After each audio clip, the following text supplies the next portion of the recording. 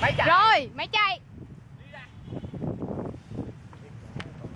Hello everyone, we come from Easy Egg.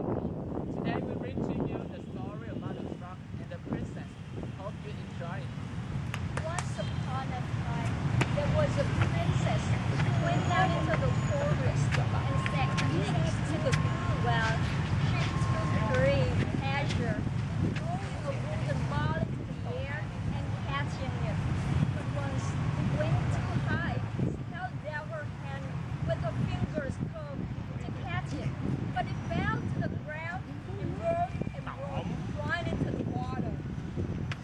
Horrified, the princess followed it with her eyes, but the well was so deep that she could not see its bottom.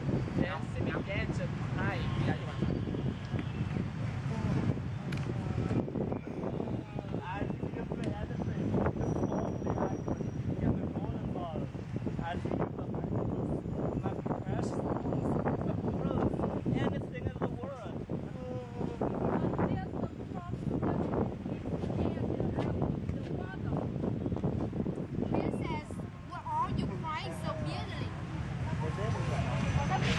Oh, you're ugly frog.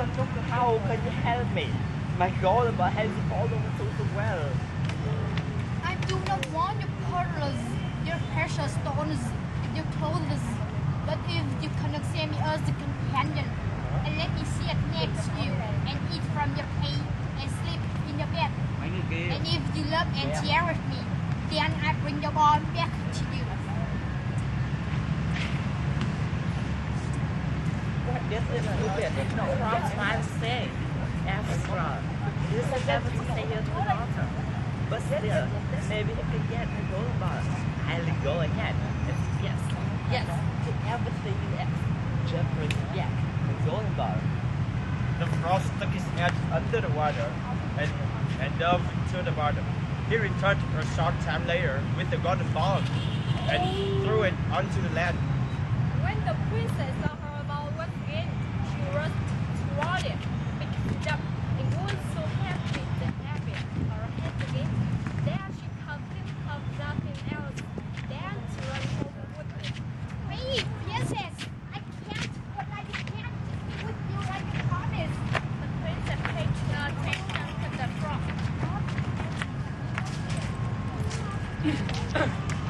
The next day, the princess was sitting at her table when she heard something coming up the marble steps. Stop, stop. Then they came and knocked at the door. Princess, princess, open the door for me. She opened the door and saw it was the frog whom she had put completely out of her mind. Frightened, she slammed the door shut and returned to the table. My daughter, why are you afraid? There is disgusting frog out there who got my golden ball out of the water.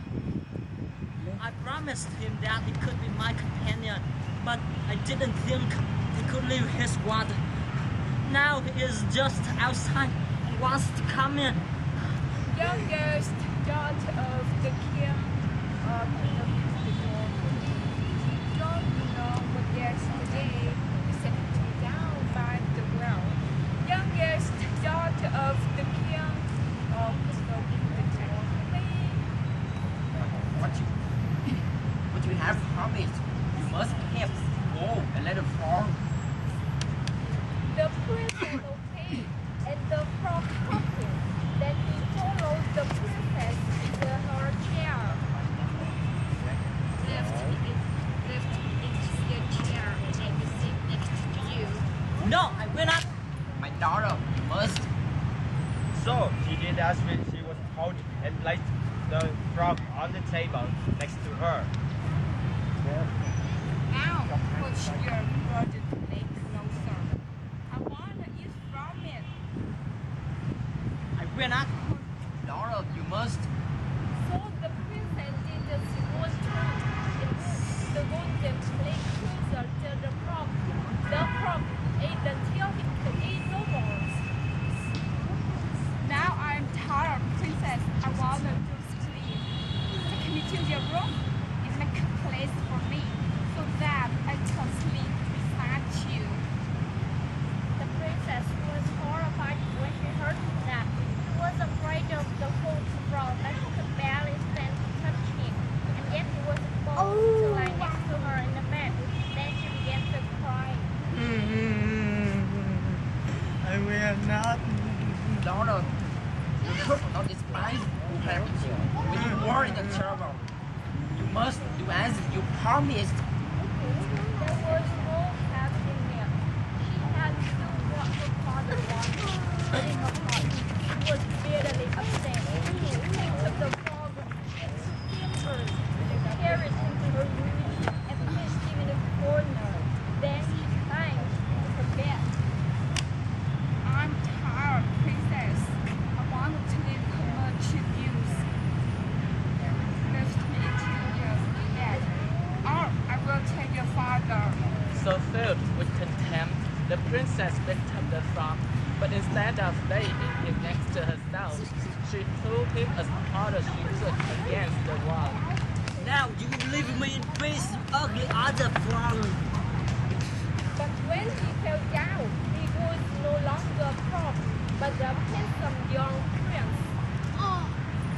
I was bewitched by a wicked witch, and all you cold rats will be all well. Tomorrow we will go together to my kingdom.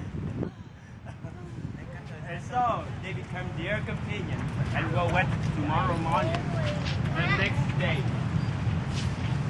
the prince's faithful servant, Henry, arrived in a splendid carriage drawn by 8 horses and decorated with feathers and glistening with gold.